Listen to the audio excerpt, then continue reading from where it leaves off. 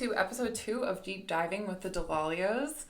Today we're so excited to do Patreon shout-outs. Patreon shout-out. Yeah, if you haven't joined us, join us. We'd like to shout out our number one supporter, who's always there for us in this life. Has always been there. Always. Who was one of our first Patreon subscribers, and she, of course, went for the Big D. Yeah, the Big D. Which is a group of our patrons.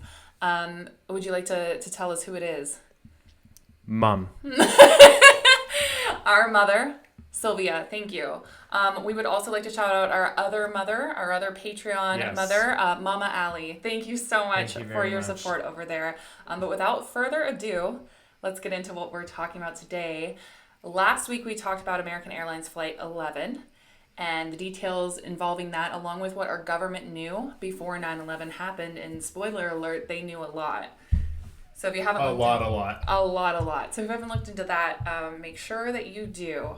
Today we're going to be talking about the hijacking of United 175, which for some reason is often ignored when telling the story of September 11th. I know nothing. Really? I went into it blind. Because I think it's so weird that we always talk about Flight 11, because that was the first plane that hit the towers, the North Tower, but we just skip over 175, and oftentimes people skip over American Airlines 77, the one that hit the Pentagon, and then they go straight to United 93, and that was the last one. Those are the two. Yeah. In the grand scheme of things, it's the first and the last thing that happened on the day, so those are the more easy to remember. First and last. It's almost like, too, they have nicknames, too, because you hear American 11 or Flight 11 and then United 93, you know immediately what those two things are in context. You're Flight 93 and you're like, yep, I know what that is. So trigger warning, of course, we are about to dive into the events of a hijacking on September 11th. This is extremely disturbing subject matter, so if you are not prepared to sit and listen to us discuss this, or the audio recordings, we will be playing some of those from air traffic control. I think it's really tough to listen to, so feel free to skip. But without further ado, let's dive into it. So no one in the White House or traveling with the president was aware that American Airlines had been hijacked when it hit the World Trade Center. The 9/11 Commission found no evidence that it had been reported to any other agency in Washington before 8:46 a.m. when it hit the tower. Nice. At 466 miles per hour, too. We forgot to put that in the last episode. Yeah. That's horrific. How... I don't understand. I don't understand how nobody knew about it before that. Because at that point, the military knew about it. Well, they had been trying to get in contact with the military, I guess, but they hadn't gotten through. So, and then, they said there was 5 minutes before it hit that the military had been alerted there was a hijacking, but I don't know how seriously they took that. At 8:37 and 52 seconds, Boston Center reached NEADS. This was the first notification received by the military at any level that American 11 had been hijacked. All right, Boston Center, Team U. We have a problem here. We have a hijacked aircraft headed towards New York, and we need someone to scramble some F-16s or something up there to help us out. Is this real world or exercise? No, this is not an exercise, not a test. Now, at the time that it made impact, President Bush was arriving at Emma E. Booker Elementary School in Sarasota, Florida. Yes. So he was there to read to a class and speak to them about education. Before he entered the classroom, his security advisor, who we spoke about last time, Condoleezza Rice, would testify that at 8:45 a.m., she told the president, first, that it was a twin-engine plane, which is what I've always heard she told him, was a twin-engine plane hit the towers. But then she changed it in her testimony and said that it was a commercial airliner that struck the World Trade Center. Twin engine. I mean, the Piper Cherokee has a twin engine. Those things aren't more than 100, maybe 1,000 pounds. So that's a really big difference. Yes, I know Boeings are also twin engine, but there's a really big difference in the sizing of an aircraft that would qualify as twin engine. I just think it's interesting that she changed it. She was like, I first told him it was a twin engine, then I said a commercial airliner. Because I've always heard the story that he had only heard that it was a twin engine, and then he went in to speak to the classroom. And then that's where we get that historic moment where they tell him, Mr. President. So she did say, that's all we know for right now, Mr. President. And the White House communication manager, Dan Bartlett, recalled that the president said, the weather must be bad up there or something. And he responded, no, it's a clear day. And it was like a super clear day. Yes. In New York City. Yeah. Any of the footage that you see, there's not a cloud in the sky. No. No. Not at all. At that point in time, we, the public, along with the government and with air traffic control, everybody had no idea what was going on. They didn't know if it had been an accident. I think American Airlines knew, like, yes, there was a hijacking, but they did not know the situation. And at one point in time, air traffic control says later on that morning that they think American 11 is still in the sky. Okay, American Airlines is still airborne. 11, the first guy, he's heading towards Washington. Okay, I think we need to scramble Langley right now, and I'm gonna take the fighters from Otis and try to chase this guy down if I can find him. Yeah. You sure? Okay. He's heading towards Langley, or I should say Washington. American 11, the original guy, he's still airborne. We're still getting a... We're getting a position. Got a position? A couple of hijacks on the go, real world. Gotta go. Okay. Foxy, scramble Langley, head towards the Washington area. It's a mess. Wow. It is a mess. So there's confusions about what plane hit the tower. Was it a commercial airliner? Like, no one knows. And at this point in time, too, we're all thinking it's an accident. Yeah. We're not thinking it's an attack. A different terminal that morning at Boston Logan Airport than American Airlines 11, because remember, they both left Boston Logan Airport, the two planes that hit the towers. The hijackers for United 175 were preparing to board their transcontinental flight. It also was a transcontinental flight for that huge explosion. They wanted all of that gallon of jet fuel to hit the building to make the most destruction, headed from Boston to Los Angeles. So I find this interesting. At 6:45 that morning, 23-year-old Marwan, so you just to think how young these men were, Marwan al-Shahi would call Mohammed Atta, who is the pilot for American 11. So these are the two pilots, one of American 11 and one of United 175. Oh, the 23-year-old was the other pilot. Mm-hmm. Wow. Okay. Yeah. And these are the only men that know how to fly the plane, because remember, we talked about muscle hijackers and then the ones that could fly the plane. So leaving a lot up to chance here. A lot of chance. But they called, I guess, to confirm that the attacks were ready to begin, probably because of Atta's big day out the day before where he went to Portland, Maine. We still don't know why he went to Portland, Maine. Something I kind of skimmed over in the last episode, but people might have noticed because they have the same last name. Two of the hijackers on Flight 11 were brothers. There's Wal al-Sharid and Walid al-Sharid. It's the same thing on this flight, which I find interesting as well. I know. That is weird. And there's another flight, what we'll talk about, where there's brothers. So a lot of these men are related. That's really weird. Isn't that interesting? That is a very interesting little quinky dink there.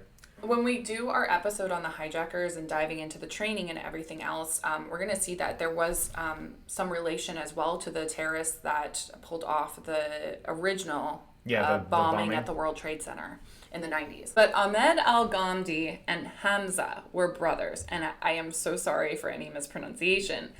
But to reiterate how young these men were, Ahmed was 22 and Hamza was just 20. Wow, just 20? Just 20. And he's got like a baby face and everything when you see photos of him. Man. Isn't that wild? So Hamza would purchase his one-way ticket for Flight 175 on August 29th. And then the next day he bought like the identical ticket for his brother, which kind of like makes me, I don't know. I couldn't imagine buying something like this for you. Yeah, that's weird. Like I know they think they're on this holy mission and they're going off to a better place. Like martyrdom is the highest. But I couldn't imagine. Yeah, with a lot of religions, it is martyrdom is the big, that's like a really big thing. But yeah, that's sealing not only your fate but your brother's fate as well. Would be like, ooh, yeah. It kind of makes my skin weird a little bit, So just like Atta, Ahmed checked 2 bags. Where's this at? They didn't know until they all got on the plane. I don't don't understand why the only thing that makes sense to me is there was stuff that they didn't want people to find, like our government to find, and so that's why they checked the bags, thinking that when the planes hit the towers, everything would be destroyed. But even still, I mean, there's a more, I don't know, there's a better way to just burn everything. Yeah. So take the first flight. They were up in Maine. There is an endless abundance of wilderness you can just walk into and light stuff on fire, and nobody is the wiser. As Personal experience. That lived in New Brunswick, Canada, and was able to, across the border from Maine, was able to walk into the wilderness constantly. No one cares what you do in the woods. So, what was the big... oh, yeah, let's check these bags. Or maybe it was to avoid suspicion. That's the only other thing I can think of was it to avoid suspicion. But then I think about all of the people that I know. We travel without checked luggage all the time. The last flight I took, I didn't have any checked luggage. So according to the United Airlines ticket agent, the two brothers also looked as though they didn't fly normally, because when they approached her at the ticket desk, they were trying to buy another ticket for the flight, even though they already had acquired their tickets. Okay. And she also had to go over standard security questions with them that they didn't seem to comprehend. And she had to kind of reiterate things with them a couple of times. This doesn't seem like it was very well planned. But yet it was. That's the crazy thing. This is wild to me. This is absolutely wild. insane. So also preparing to board United 175 was the Hansen family, who were headed to Disneyland and to visit family. Along with their 2-year-old daughter, Christine, it was her first time on an airplane, and she would be the youngest person to die on 9/11. Really? Really. So United 175 takes off at 8:14 a.m., right as American Airlines 11 is being hijacked. Man, that is cutting it so close. All of that is cutting it so close. It was supposed to leave at 8 a.m. So all of these flights were supposed to leave at the same time, but we'll come to find out there were delays along the way, and especially with United 93. Wow. United 175 had 51 passengers, 9 crew members, and 5 hijackers on board. So while in the sky, there's a few eerie things that happened to United 175 that just isn't really talked about a lot, that gave me chills when researching this episode. Really weird. So first things first, they were asked to spot American 11 at one point during their travels by air traffic control, because air traffic control couldn't get a read of where they were because they turned their transponder off. Wow. So they were trying to physically locate the other hijacked plane, the pilots were, and give them the coordinates. Okay, United 175, do you have them at your 12 o'clock now in 10 miles? Affirmative. We have about 28,000. Okay, thank you.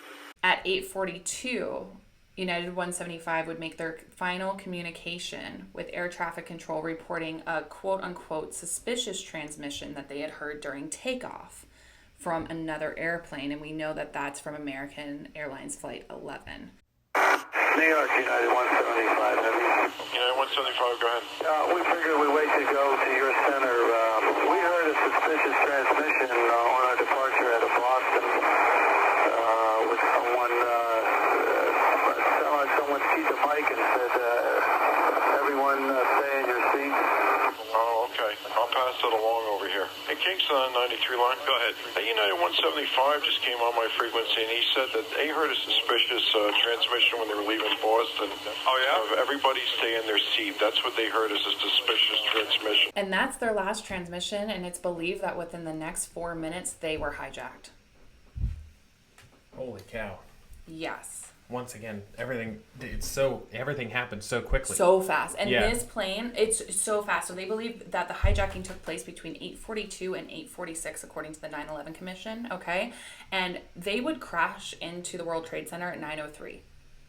So think about how they would have had to take over the plane, turn it towards Manhattan, and they had an angle to that plane when they impacted that tower. This hijacking happened so quickly. Yeah, they were a little bit more. It almost felt like they were better prepared than the ones of 93, or not 93, 11. Maybe. That's almost what it felt like. Is that because those other guys, they were accidentally contacting the tower. Mm-hmm. They were having a conversation with the tower. They didn't know that it wasn't the people in the back that they were talking to.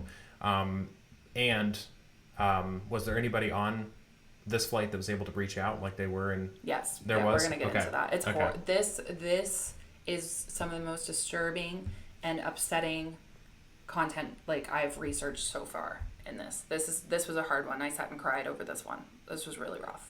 Just like American 11, they used mace, knives, believed to be box cutters, and the threat of a bomb to keep everyone. They moved everyone to the back of the plane, just like American 11. It's believed that the two brothers that we talked about earlier pushed the passengers and crew to the back, while two of the other hijackers killed the pilots, and then Marwan took over as a pilot. So by 8:51, air traffic control was monitoring United 175 when they knew something was wrong with them because they'd stopped responding to them. By 8:53, they contacted another controller and said, we may have a hijacking. So they're aware. United is now aware. Now keep in mind, United and American are kind of two separate entities. But they're, and I wonder if they did that on purpose too as we look through it. Yeah, that would make sense. Spread it out a bunch of different companies. And different airports too, where this is the only one where two took off at the same spot. And of which those companies, they still don't like each other. So they wouldn't be liable to share hazardous information like that. Although air traffic control can hear across the board. Another commercial aircraft in the vicinity radioed reports over the radio of a commuter plane hitting the World Trade Center. The commuter started to hand off flights on his scope, moving aircraft out of the path of United 175 because it had changed positions completely. So they know, okay, it's being hijacked, it's moving, and we've got to get people out of the way. So during this time, flight attendants would call and report that the pilots, along with several of the members of the crew, had been killed during in the takeover of the cabin. And these calls were made from the rear of the plane. Unlike American 11, these passengers knew that they were in trouble. At 8:52, Lee Hansen would receive a call from his son Peter, who was on board. This was Christine's father. He said, I think they've taken over the cockpit, an attendant has been stabbed, and someone else up front may have been killed. The plane is making strange moves. Call United Airlines. Tell them it's Flight 175, Boston to LA. Lee immediately called the Easton Police Department.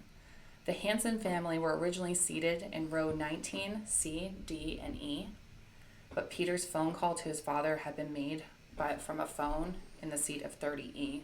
So they'd been totally pushed to the back. At 8:52, a male flight attendant called a United office in San Francisco, reaching Mark. Now, this flight attendant reported that they had been hijacked, both pilots had been killed, and a flight attendant had been stabbed, and hijackers were probably flying the plane. Now, we know that that's a lot different than the history of hijackings has showed us from our first episode. Now, this call lasted about 2 minutes, after which Mark and a colleague tried unsuccessfully to contact the cockpit. They were trying to reach them and see if everything was normal or not and what was going on. See if they could meet any demands, anything like that, probably. Yeah, because that was what it used to be, meeting. It was a hostage situation, not a suicide mission. There was a point in time, too, as they were headed towards Manhattan, that United 175 almost hit another plane, collided entirely. They came within 300 feet. Oh, wow. You'd feel that. If you were on that other plane, you would feel that. So I took off from OKC, and right before we took off, these two F-16s took off about 500 feet away from us, and I didn't know the interior of a plane could warp that much. Oh, really? And everything vibrated, things were getting knocked loose and everything. Everything got really dusty too, because behind all those panels, they're not airtight inside, so there's a lot of dust that built up. But yeah, you would definitely feel that. I will say, so there was a flight that I took just last year where the plane did that. Yeah. It was horrifying. Yeah. I messaged you about it. Yes, I hate flying. And this wasn't a turbulence boom. This was a jolt, a huge jolt. And I sat there for a minute and sipped my wine, and then I thought, no, I need to know what that was because it wasn't turbulence. So I called a flight attendant over, and she said, oh, yeah, don't worry about it. We just came too close to another airplane. And I was like... Yeah. Yeah. So they almost hit Delta 2315, a flight number that's still in operation, which I thought was interesting because all of these other flight numbers have been discontinued. Like you will not ever get on an American Airlines Flight 11 because it was discontinued from the attacks. So I do find that interesting. Obviously they didn't collide with them, and this incident does make me wonder if they had collided. Would the South Tower have fallen? Yes. Yeah. And would the casualties have been as bad as they were, because they were flying over New Jersey, New York airspace during that time. So there would have been a lot of people probably underneath them. And of course, at this point in time, when they almost collide together, air traffic control has lost total communication with United 175. So they are frantically calling Delta 2315 to take evasive action and avoid the crash. Delta 2315. Delta 2315, turn left immediately to a heading of 200. Let's turn immediately, 200, Delta 2315. Roger, traffic, 1 o'clock, 10 miles, turning into your face, descending out of 31. It's a hijacked aircraft. We don't know what he's doing. 2315. US Air 542, turn left, heading 200. 200, yes, 542. 50, Mike Juliet, maintain flight level 210. 210, Mike Juliet. Delta 2315, the traffic is now at your, well, if you're heading on the 200 heading, he's about your 2 o'clock and about 7, looks like 30.6 descending. We have him in sight, sir. Delta 2315, roger. Yeah, he's in sight. Okay, you can maneuver as necessary to avoid that aircraft, sir. I do not know what he's doing.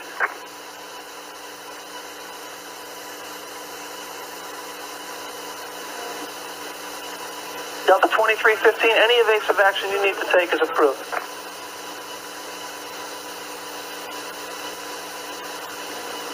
Delta 2315, can you tell me what kind of aircraft it is and whose company's? Roger. Delta 2315, can you tell me what kind of aircraft it is and whose company? He's going behind us, sir. I'm going to try to get a good look at him. Delta 2315. US Air 542, you see him there at 12 o'clock and 5 eastbound, 28 and 8. Affirmative. We got an RA on him. We're leveling here. Okay, you can, US Air 542, fly heading at 290 now, radar vectors for your climb. 290, US Air 542. Your Delta 2315, he's behind you now, you can turn right to a heading at 280 and join the airway. Yes, sir. Didn't get a good look at him, but it was a darker pace scheme. Okay, yes, sir, 542, can you tell who he is? Is that the guy that was right ahead of us? Yes, it is. Looks like a Dell airplane to me. To hear from radio or from air traffic control, whatever evasive action you need to take is permitted. For a commercial airliner, that's is huge. ridiculous. That's terrifying. The second that word comes out of your controller's mouth, you're like panicking at that point. But I'm glad 2315 made it. Oh gosh. Yeah. And I have an article that I read from another air traffic controller, Kurt Applegate, and he said, God, I heard stuff from him, the other controller, that I didn't think I'd ever hear in my career, ever. And he said that's something you hear in the movies, not on the job. Yeah. So he said it was a terrifying moment just to watch two airplanes miss by less than, I think it was 200 feet. And yeah, they were on a collision course. They would almost hit another aircraft on their descent into New York. It's wild. Because they couldn't get control, they couldn't get any read on where United 175 was, so they were just trying to move people out of their path as quickly as they could. At 8:55, the controller in charge notified a New York Center manager that she believed that United 175 had been hijacked. The manager tried to notify the regional managers, but was told that they were discussing a hijacked aircraft, presumably American 11, and refused to be disturbed. Dope. Nice. I get it. But at the same time, like, you have new information that there might be something else going on. Yeah. So in the minutes before United 175 made impact with the South Tower, at 8:59, passenger Brian David Sweeney attempted to call his wife Julie and only got her messaging machine. Jules, this is Brian. Listen, on an airplane that's been hijacked, if things don't go well, it's not looking good. I just want you to know it absolutely will bug you. I want you to do good. So happy to find. Same to my parents and everybody. And I just totally love you, and I'll see you when you get there. Hi, babe. I'll call you. Like I'll see you when you get here. That kills me. So he also then called his mother, who answered. He told her his plane had been hijacked, and they were all thinking of storming the cockpit to take control of the flight. Yeah. Just like United 93. Mm-hmm. But it was too late, and at 9 o'clock, Lee Hansen received a second phone call from his son, Peter. Peter said, "It's getting bad, Dad. A stewardess was stabbed. They seem to have knives and mace. They said they have a bomb. It's getting really bad on the plane. Passengers are throwing up and getting sick. The plane is making jerky movements.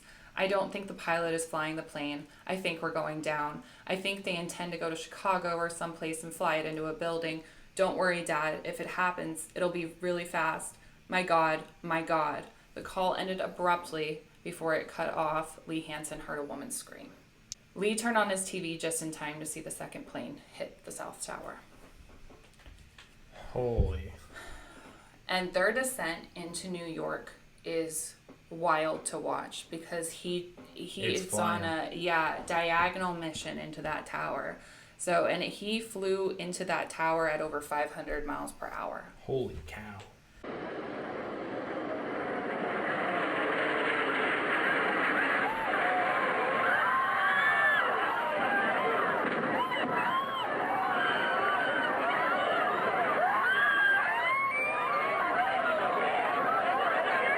So at 9:01 before impact, a manager from New York Center contacted the command center in Herndon, Virginia. Check with your arms. Do you know if anyone down there has done any coordination to scramble fighter type airplanes? Do you think there are airplanes in there? No, we have several situations going on here. It's escalating big time. And we need to get the military involved with this. Wow, what's going on? Just get me somebody who has the authority to get military in the air now. All right. I'll go tell them. Hey, can you look out your window right now? Yeah. Can you see a guy at about 4,000 feet, about 5 east of the airport right now? Looks like he's... Yeah, I see him. You see a guy... Look, is he descending for the building also? He's descending really quick, too, yeah. Well, that's 2,500 feet now. He just dropped 800 feet in like one sweep. That's another situation. What kind of airplane is that? Can you guys tell? I don't know. I'll read it out in a minute. Another one just hit the building. Wow. Another one hit it hard. Another one just hit the World Trade. The whole building just came apart. Holy smokes. All right, I guess you guys can be busy. There was an end? Absolutely no idea what's going on. No No. idea. We had no idea. At 9:03, United 175 crashed into the South Tower. It smashed through the 75th to the 85th floors at over 500 miles per hour, killing everyone on board instantly and an unknown number of people inside of the tower. Now, unlike what happened with Flight 11 in the North Tower, there was one stairwell that remained open, so people weren't trapped above the impact. It was stairwell A, so it was passable. Now, on the ground, Vice President Dick Cheney had just sat down for a meeting at the White House when his assistant told him to turn on the TV because a plane had struck the North Tower of the World Trade Center. And when he turned on his TV, he saw the second plane hit the second building. To bring the mood up a little bit, Yes, please. our last episode on Flight 11, this is such a heavy one. Yeah. Our last episode on Flight 11, we had a whole clip that was totally deleted by our wonderful camera. That Yes. is garbage. Please don't shut down on us. Yes. It had a whole clip where Marcus talked about what Dick Cheney is probably most famous for. Did you want to talk about Oh, that? yes. Dick Cheney. So, Dick Cheney, of course, vice president. At that time. Yeah. He's no longer vice president. So No. I know, right? They don't keep him around like an advisor, but like with a staff or something. No, so he was really avid into upland game hunting. And it turns out that on my birthday in 2008, I believe it was 2008, let me double check that date. Dick Cheney. It was so funny when he found out it was on his birthday because he Googled it the last time too and he was like, hot dog, that was my birthday. It was 2006, February the 11th, 2006. He shot a Texas attorney with a 28 gauge. So last time I did get it wrong because I said 20 gauge. But both of which are remarkably survivable, but he did shoot him in the face. So permanent disfigurement, but it was awful. Happy birthday to me. Happy birthday to me. Vice president almost killed an attorney. That was crazy. That was crazy. wild. Yep. Oh, I had no idea what it meant. Because I remember hearing about it when I was a kid. I never connected that it was my birthday, though. I remember hearing about it. And then, yeah, literally like last week, it was like, that was my birthday. So, anyways.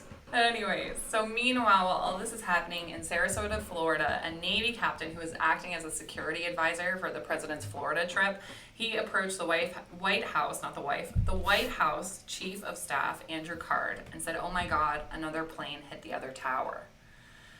So this is going to be when that historic video and photo of Andrew Card leaning over to tell the president a second plane has hit the second tower, America's under attack, was snapped.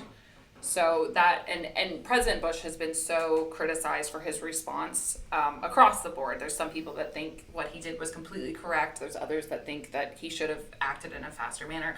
I'm unsure. However, I can tell you, like, I don't know how I feel about it because he is the only person that can give, advice to shoot down a plane or something. Yeah, he's the only person, if it's in U.S. airspace, to actually command, hey, that needs to go down right now. Yeah. So it's hard because at that point in time, we know, like Andrew Card said, we are under attack. That when that second plane made impact with the tower, that was when globally we realized there is an attack on U.S. soil. Mm-hmm.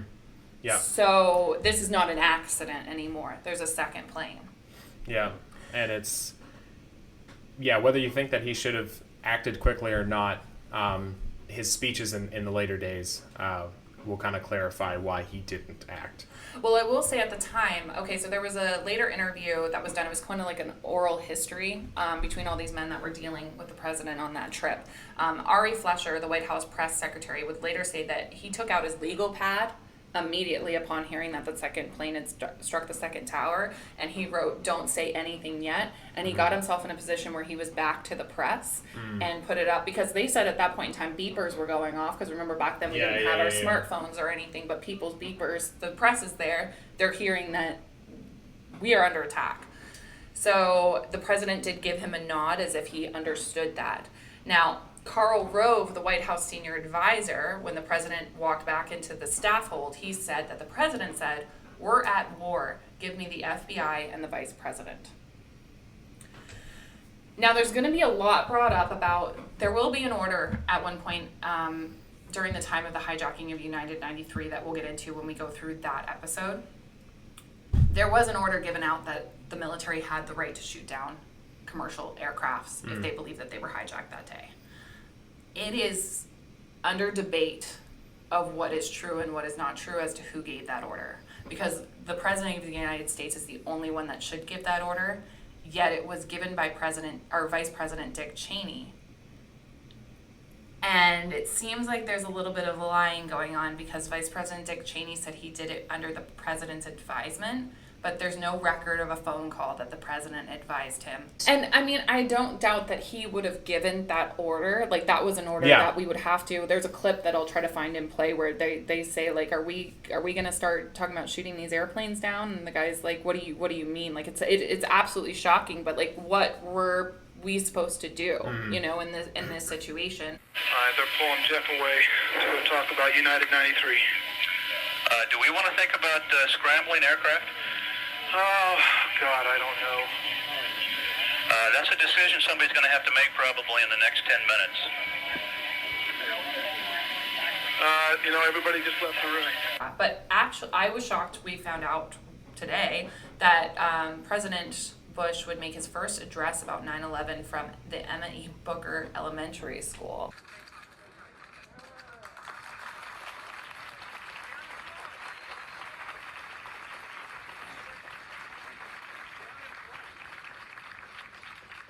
Ladies and gentlemen, this is a difficult moment for America. I, unfortunately, will be going back to Washington after my remarks. Secretary Rod Pace and Lieutenant Governor will take the podium and discuss education. I do want to thank the folks here at the Booker Elementary School for their hospitality. Today, we've had a national tragedy. 2 airplanes have crashed into the World Trade Center in an apparent terrorist attack on our country. I have spoken to the Vice President, to the Governor of New York, to the Director of the FBI, and have ordered that the full resources of the federal government go to help the victims and their families and to conduct a full-scale investigation to hunt down and to find those folks who committed this act.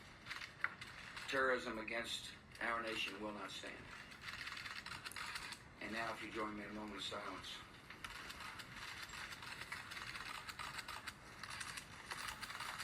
May God bless the victims, their families, and America. Thank you very much.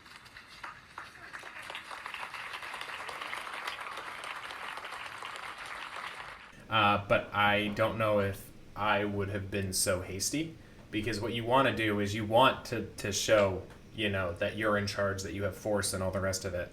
But I think that I probably, even before that thing, just would have closed the book and said, excuse me, I got to put on my presidential pants and left. Once I left, I would have left entirely and talked to my advisors, military, economic, all the rest of it, try to figure out what was going on before making a statement, and perhaps stopping things before it happened so that I wouldn't be giving a speech while there was other things happening. Well, it's still going on. Yeah. That's what I didn't like. I felt, first off, I mean, obviously, it looks like almost a gymnasium of the school. I don't know what section of the school it was in that he gave this address from, but this press release, it's weird because of course the setting is strange, but there's nothing he can do about that. And then there's like people standing up, like I think the press literally yells like down in front, which was just an awkward thing to yell at a presidential address to the nation.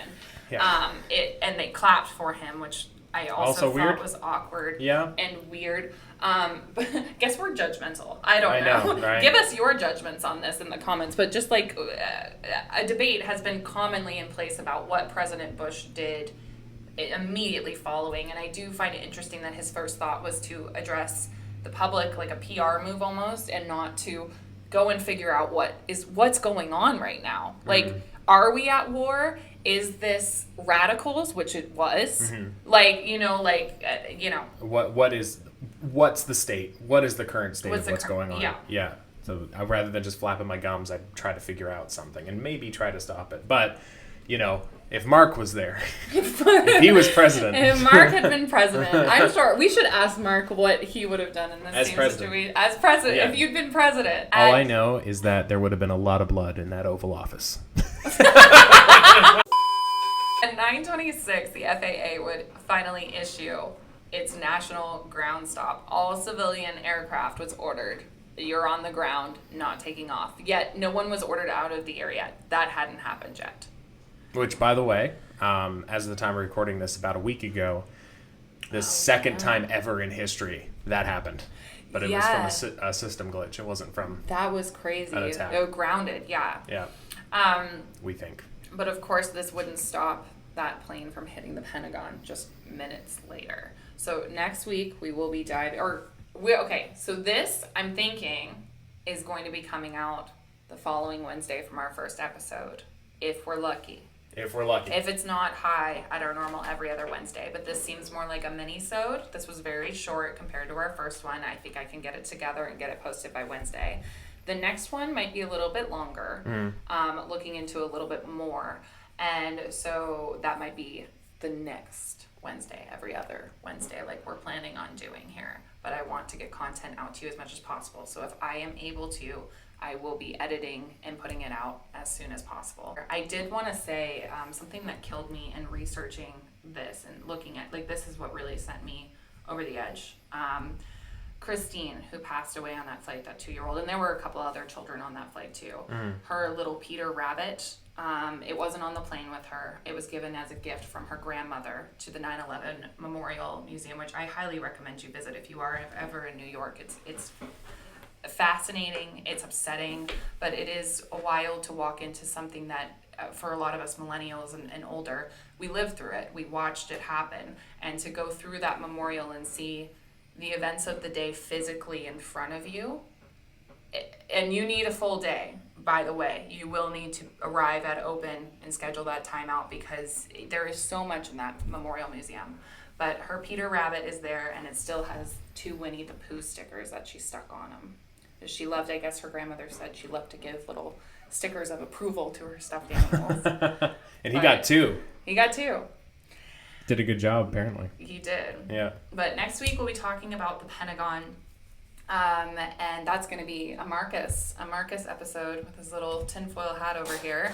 We will be clear, of course, on what is fact and what is his little conspiracy corner. We didn't have many of those this episode. No, I put them on twice at the beginning and then once there. But to take it off, it won't be all conspiracy. We'll go over the main beats of the day, and then we'll actually get into conspiracy about what might have happened. Of course, want to talk about what was going on inside the towers, because there's a lot of really fascinating stories from the inside of the two towers. But for now, we'll see you next week. Next week. Mark it off on your calendars. Yeah. Okay. Take the day off work. Yeah. All right. Bye. See you guys.